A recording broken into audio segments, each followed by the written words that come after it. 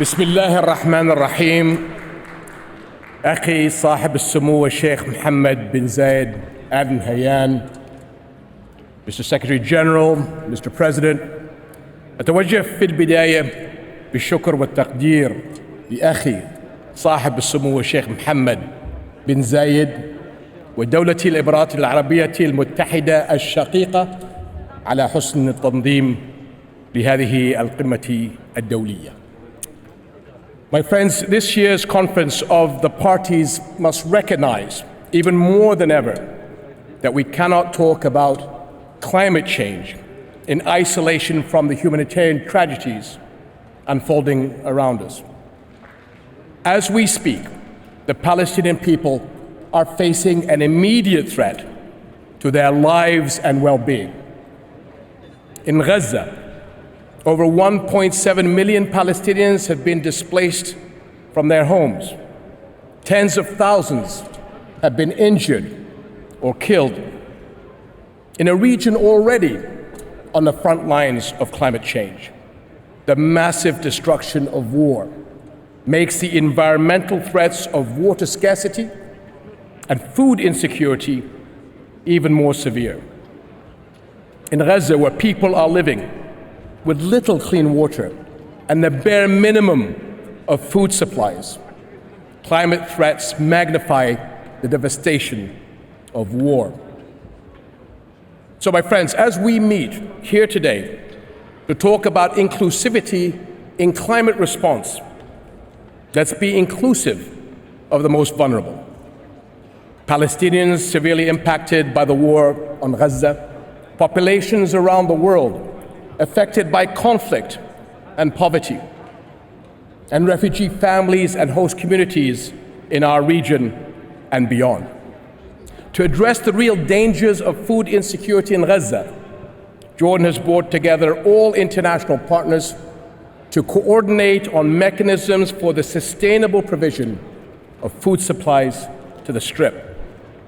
And as a country where refugees make up over a third of our population, we launched the Climate Refugee Nexus last year. This global initiative prioritizes climate-related support and investments for refugee-hosting nations. We are truly grateful for the 58 countries that have supported this initiative so far. But much more needs to be done. My friends, Jordan contributes a slim 0.06% to global greenhouse gases. Yet we are greatly impacted by global climate change, which has caused threats to our scarce water resources, food sources, and eco-diversity. Today, Jordan's most ambitious and vital projects relate to water. A major national water project envisions desalinating Red Sea water from the Gulf of Aqaba and channeling it to major population areas. The National Water Conveyance Project will rely on renewable energy, a field where we have made significant strides. Our national energy strategy aims to generate 31% of electricity from renewables by 2030. Hybrid and electric vehicles represent 18% of our transport system. In other climate action, research at the Aqaba Marine Park will explore the unique resilience of the Red Sea's coral reefs to benefit the conservation and regeneration of coral reefs around the world. And I look forward to attending an event tomorrow on board the Ocean Explorer vessel to highlight this initiative. Nationally, with a strong talent pool of young entrepreneurs and qualified engineers, we are pressing forward with solutions in climate-smart agriculture, water conservation, clean energy innovations, and more. And some of our innovators are showcasing their work here at COP28. Jordan also launched its Green Finance Strategy, the first in the region, and we issued our first green bond earlier this year.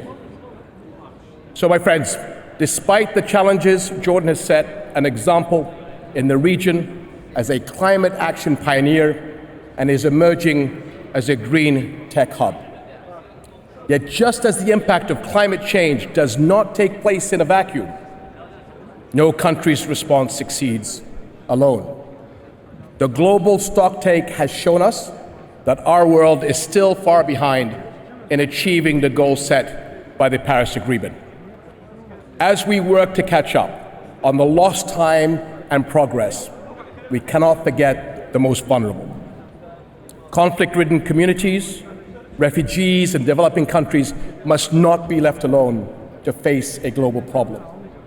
Nor can we stand by as the massive destruction of a relentless war in Gaza threatens more people and holds back progress towards a better global future.